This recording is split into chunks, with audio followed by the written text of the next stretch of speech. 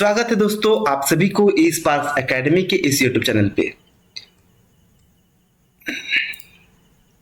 So we were talking about the British in India.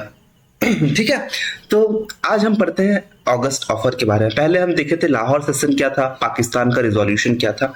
आज हम पढ़ते हैं अगस्त ऑफर बाय लिंगितगो ऑफर। ठीक है, इसको हम लोग लिंगितगो ऑफर भी कहते हैं क्योंकि तब के वाइसरॉय थे लिंगितगो। वो एक प्रपोजल लेकर के आए थे कब? अगस्त 8 1940 को। वो ये डिक्लेयर करना चाहते थे कि हम इंडिया को इंडिपेंडेंस देंगे। ठीक है, और इंडिया को उनका नया कॉन्स्टिट्यूशन भी दिया जाएगा और माइनॉरिटीज के लिए भी कॉन्स्टिट्यूशन रहेगा। मौलाना अबुल कलाम आजाद जो कि प्रेसिडेंट थे कांग्रेस के, वो मना कर देते हैं ये ऑफर, क्योंकि ये ऑफर जो लाया गया था ये किस लिए लाया गया था? वार के कारण। तब लड़ाई चल रही थी, युद्ध चल रहा था किसके बीच में? ब्रिटेन एंड जापान के बीच में। ब्रिटेन वर्सेस जापान के बीच में युद्ध चल रही थी। अब क्या हुआ? ब्रिटेन को, ठीक है, इंग्लैंड को, ब्रिटेन को क्या चाहिए था? ब्रिटेन को आदमी चाहिए था। ठीक है, उनको वॉरियर्स चाहिए था, सोल्जर्स चाहिए था। वो कहाँ से? इंडिया से। ठीक है, अब इंडिया ये है, अब जापान इधर पहुंच गई है, बहुत बड़ा एरिया। अब जापान इंडिया में भी आकर के वो सोचते थे कि अभी जापान पूरा कब्जा कर लेगी इंग्लैंड को, तो उनको आदमी चाहिए था।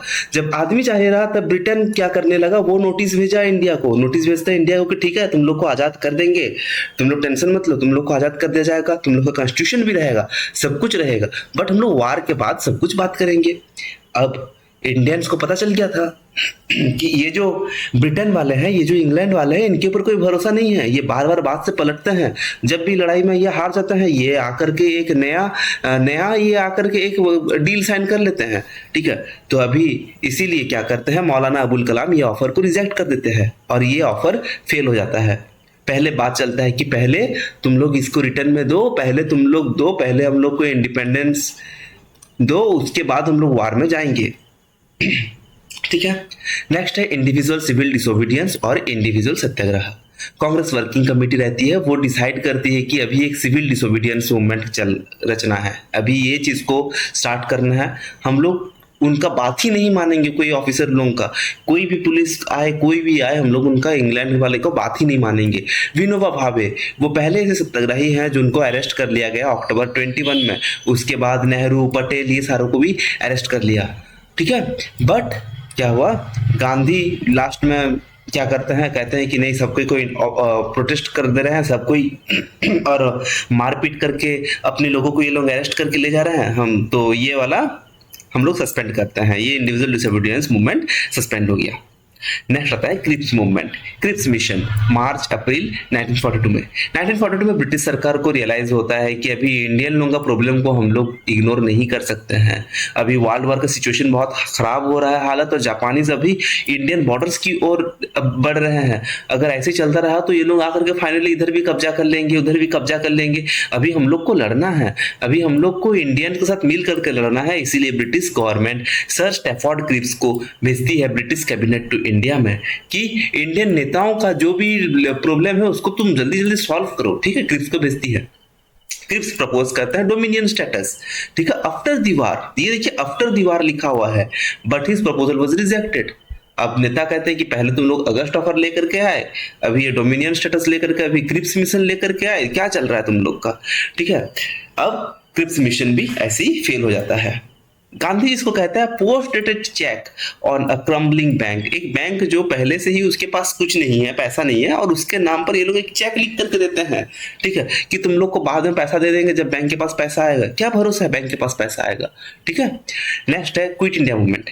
अगस्त 8 1942 में कांग्रेस मीटिंग करते हैं बॉम्बे में। ठीक है, ग्वालियर टैंक में मीटिंग करती है, जिसमें वो लोग डिसाइड करते हैं क्विट इंडिया करके हम लोग एक रिजोल्यूशन करेंगे, जहां पे कि ब्रिटिश को या तो भगाओ, ब्रिटिश को भगाना है। ठीक है, तो भगाना है क्या? उनका स्लोगन चला डू और डाई, करो या मरो, या तो तुम लोग इंडिया को आजाद करो या फिर इसी आजाद करने के चक्कर में तुम लोग मरो। ठीक है, करो या मरो। तो ये कहते हैं कौन? गांधी जी। ठीक है, ये रिजोल्यूशन पास होता है। अगस्त 9 1942 में सारे बड़े बड़े नेता, गांधी, नेहरू, पटेल, ये सबको अरेस्ट कर लिया जाता है। बट छोटे छोटे नेता बहुत सारे रहते हैं, जेपी, लोहिया, अरुणा, असफ अली, उषा मेहता, ये सारे रहते हैं, ये लोग अपना मिशन कंटिन्यू रहते हैं। ठीक है, वायलेंस बहुत बढ़ता है, बहुत सारे गवर्नमेंट ऑफिसर्स को डिस्ट्रॉय कर दिया जाता है। उसी प्रकार पैरेलल गवर्नमेंट मींस एक सब्सिक्वेंट गवर्नमेंट भी बैठा दिया जाता है।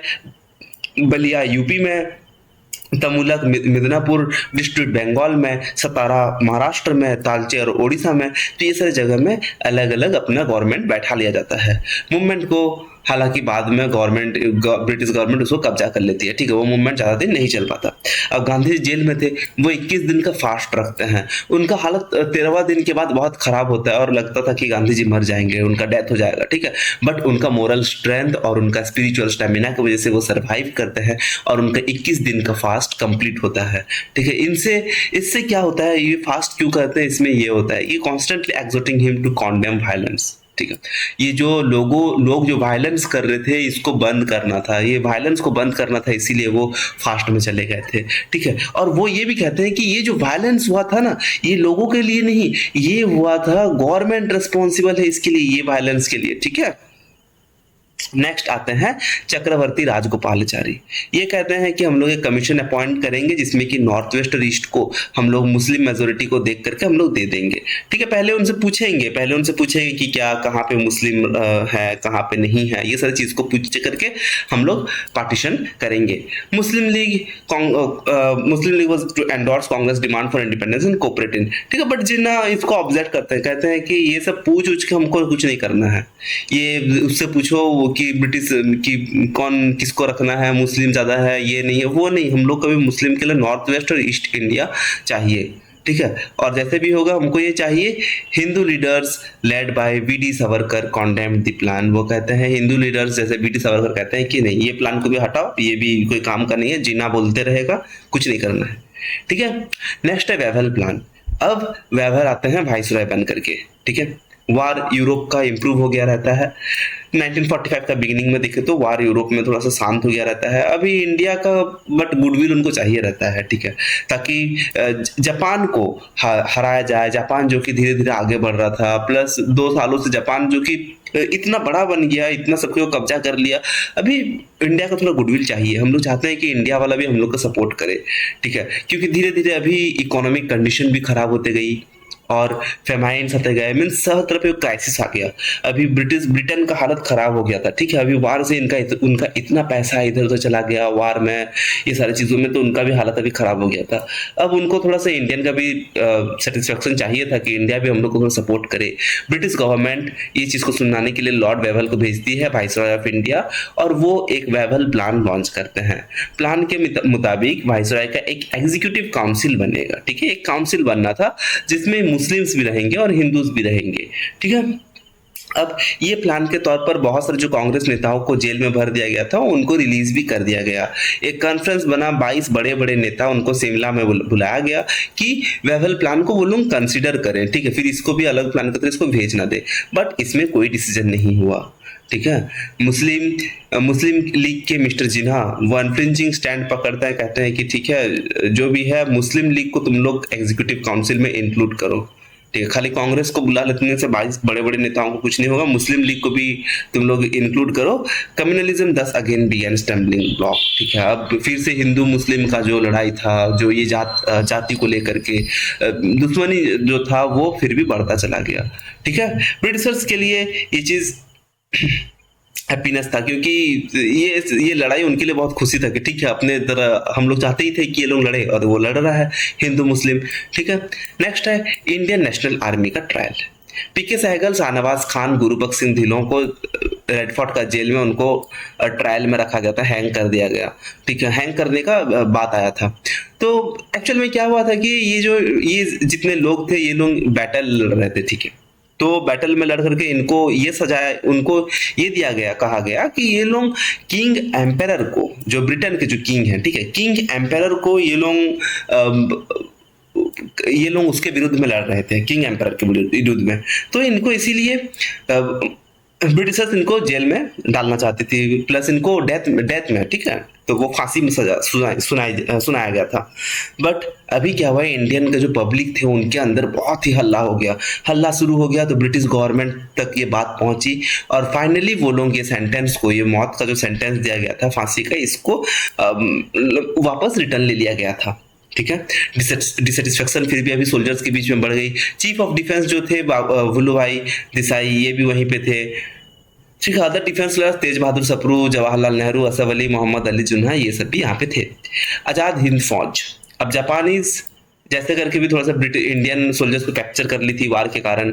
ठीक है। 1942 मार्च में एक कॉन्फ्रेंस बैठता है टोक्यो में, जिसमें इंडियन इंडिपेंडेंस लीग का फॉर्मेशन होता है। बैंकॉक में फिर से वो बैठता है, जिसमें राज बिहारी बोस को प्रेसिडेंट बनाया जाता है।